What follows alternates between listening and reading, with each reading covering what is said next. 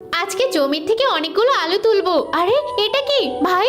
আমার তো মনে হচ্ছে মাটির তলা থেকে সোনা পেলাম। হ্যাঁ বোন, এতগুলো সোনা পেলে আমাদের আর কি লাগে বলতো? হ্যাঁ তুই তো ঠিকই বলেছিস। এই সোনা তোমার না। আরে বাবা, আপনি এটা কি বলছেন? আমরাই তো পেয়েছি, আমাদের তো। না না, সোনাটা আমার হাতে দাও, আমি দেখে বলছি ওটা কার।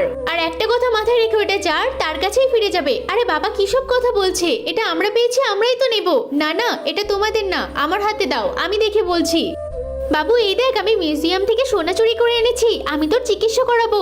বাবা তোমাকে তো পুলিশ খুঁজে বেড়াচ্ছে, তুমি এটা তাড়াতাড়ি লুকিয়ে দিয়ে আসো।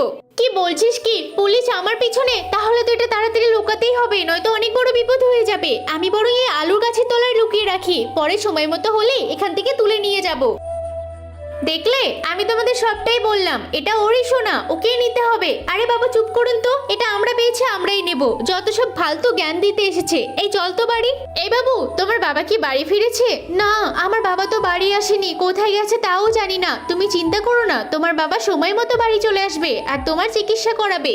বাবু বাবু, তুই ঠিক আছিস তো? আমি জেল থেকে পালিয়ে এসেছি, তোর চিকিৎসা করাবো। ঠিক আছে বাবা, আমাকে নিয়ে চলো। আরে দাঁড়া, আমার সোনাটা নিয়ে আসি, নয়তো তোকে চিকিৎসা করাবো কি করে? আরে এখানে তো মনে হচ্ছে গর্ত করা।